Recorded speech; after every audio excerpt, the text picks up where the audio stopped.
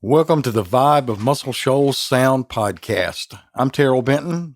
Thanks for listening. I hope you enjoyed our last podcast on the Share 3614 Jackson Highway record.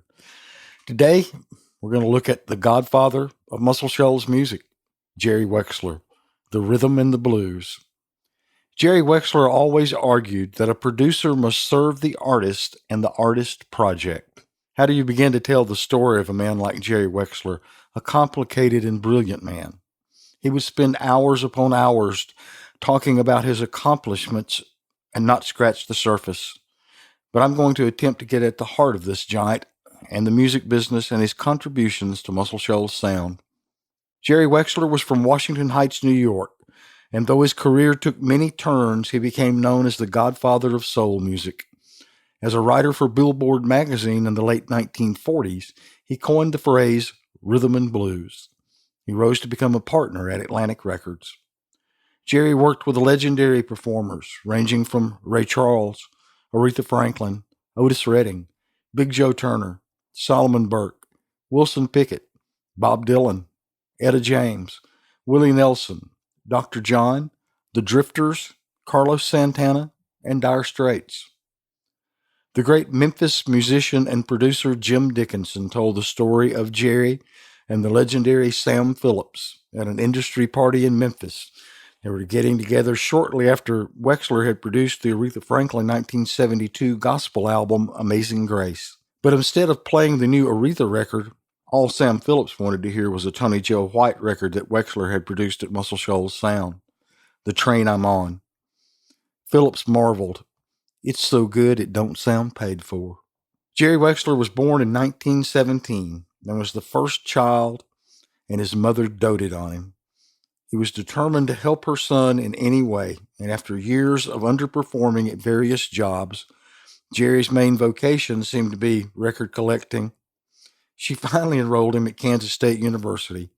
From Manhattan, New York to Manhattan, Kansas, Jerry soon discovered he could easily make the trip to Kansas City and immerse himself in the rich jazz scene there. After a while, his mother brought him back to New York, and he was eventually drafted. Being drafted gave Jerry the work ethic that propelled him for the rest of his life. Eventually, he went back to Kansas State on the GI Bill and got his journalism degree. With his degree in hand, he went back to New York and got a job as a pitchman for BMI Publishing.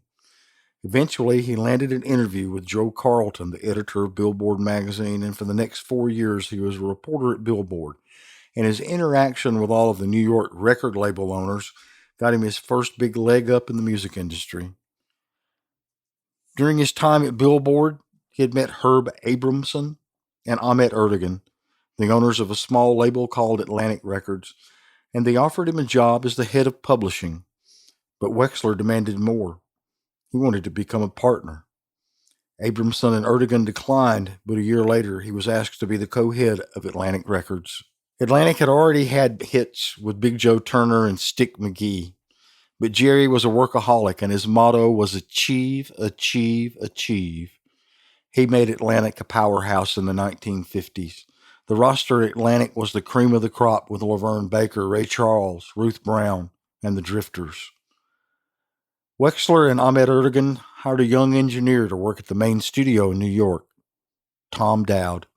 He had worked on the Manhattan Project, which developed the atomic bomb. He began producing the Atlantic artists. Jerry didn't know how to produce or record an artist, but he was a master of managing a session and the artist. As the label grew, he used all of his connections to make sure that the artist received proper distribution and airplay. At that point in the music industry, the 45 RPM record was the king, and due to Jerry's detail, the roster of artists grew to include Ivory Joe Hunter, Solomon Burke, the Coasters. Atlantic Records was soul music. Wexler said we just never seemed to miss. One of the reasons for that was Jerry was the first producer to want his artists to contribute. He said, "Remember, producers don't really make records great. It's the artist."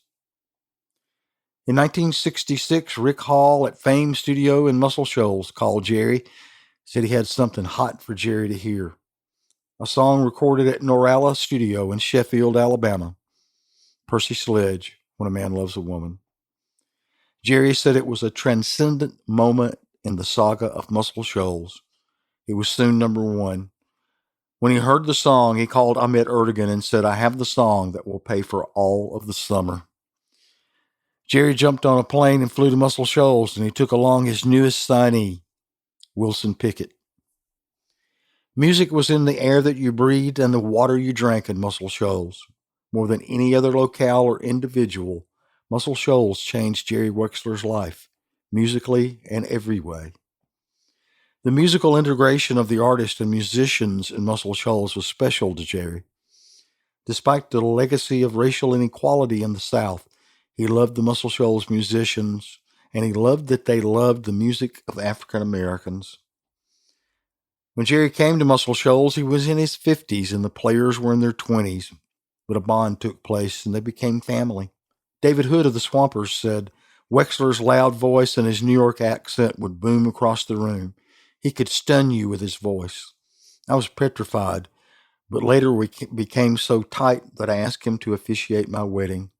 Jimmy Johnson of the Swampers said, "After a while, we became Jerry's second set of kids. Jerry put us in a national spotlight," said Swamper drummer Roger Hawkins. "When Jerry told me he liked my playing, well, that was a big moment in my life." The boys in Muscle Shoals taught Jerry Wexler a new way of making records, spontaneous. Wexler would come to Muscle Shoals on a weekend and get together with the singer and with Barry Beckett of the Swampers, and they would rough out the songs, and then Barry would write a bare-bones chart. The Muscle Shoals sound method of arrangements involved numbering, not naming chords, and it worked like a charm. The Swampers would come in on Monday afternoon. They would get a copy of the numbered chart, and the arrangement would begin. Communally and in an organic way. Wexler loved that the ideas could come from anyone in the room.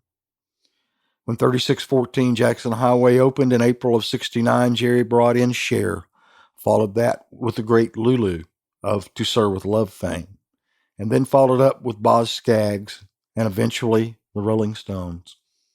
The Stones will be a subject of a later podcast in this series. While he was producing records, Jerry still had to mind the store at Atlantic. In the early 70s, the music that Jerry cared the most about wasn't selling. He was in a slump, but Atlantic was not. They had become the forerunners of disco with groups like the Spinners, and Jerry was accused of favoring friends who made great records that didn't sell. Jerry later said, "I've made hundreds of legendary records that people talk about that didn't sell." His kids would say to him, "Don't come back from Muscle Shoals with the same stuff," but he would come back with a song that he dug. In 1975, Wexler couldn't deal with the situation at Atlantic anymore.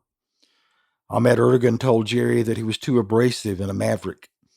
But in his style, Jerry quickly pointed out the artist on the current roster of Atlantic that he had signed to the label: Willie Nelson, John Prine, the J. Giles Band, the Average White Band, and a little band from England called Led Zeppelin. It was too late. After years of being on an equal playing field, suddenly he was under Ahmet's direction, rather than a 50-50 split. He had lived and breathed Atlantic Records for 22 years, and it was over. Jerry was not out of the music game by a long shot. He returned to Muscle Shoals in 1976 with Johnny Townsend and Ed Sanford, the Sanford-Townsend Band. Jerry worked with Swamper keyboard player Barry Beckett, and Smoke from a Distant Fire went to number 9 on the charts. Barry Beckett said it was the first thing he'd ever co-produced with Jerry. Barry worked the arrangements and Jerry worked the vocals. If there was one constant in Jerry Wexler's life, it was Muscle Shoals. He came back over and over, working with Bob Dylan on Slow Train Coming and Saved, and Dire Straits on Communique. As I've said, Jerry Wexler was the godfather of soul music, but he was also a father figure for the Swampers and the Muscle Shoals sound. When you listen to the music that he produced in Muscle Shoals, remember these statements that he made. Asked what he wanted on his tombstone, Wexler replied, 2 words, more bass. And he always said, Always answer the phone. You never know if it's a hit calling. To learn more about Jerry Wexler and the legacy he left at Muscle Shoals, try and find his autobiography co-written with David Ritz, The Rhythm and the Blues, My Life in American Music, and search for these records. They are massively important in the history of the America's Songbook. Get a pen and paper. I'm going to go through a long list here, and you need to hear these records. Laverne Baker's Soul on Fire, Ruth Brown's Miss Rhythm, The Clovers, Down in the Alley, The Drifters' All-Time Greatest Hits and More, Ray Charles, The Birth of Soul and the Genius of Ray Charles, Big Joe Turner's The Boss of the Blues, Solomon Burke, Home in Your Heart, Wilson Pickett, A Man and a Half, Aretha Franklin's I Never Loved a Man and Lady Soul, Dusty Springfield's Dusty in Memphis, Cher, 3614 Jackson Highway, and the late Dr. John's Gumbo. And these records recorded at Muscle Shoals Sound. Ronnie Hawkins, of Ronnie Hawkins and the Hawks fame, his self-titled record which featured Dwayne Allman at Muscle Shoals Sound. The great Donnie Fritz, Prone to Lean, Willie Nelson's Phases and Stages, Tony Joe White's The Train I'm On, Kim Carnes' Sailin', Sanford Townsend Band's Smoke from a Distant Fire, Dire Straits' Communique, Bob Dylan's Slow Train Coming and Saved, Jose Feliciano's Sweet Soul Music, and a little-known classic done at Muscle Shoals Sound, Luann Barton's Old Enough. This is just a small sample of the magic of Jerry Wexler. I often play the game, if you could have dinner with 5 people and discuss anything, the first name on my list would always be Jerry Wexler. And make no mistake about it, he brought soul music to America. Jerry Wexler was inducted into the Rock and Roll Hall of Fame in 1987.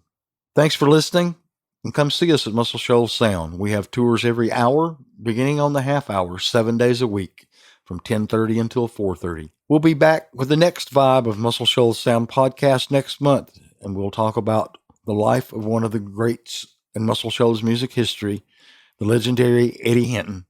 Thanks, and we'll see you next month.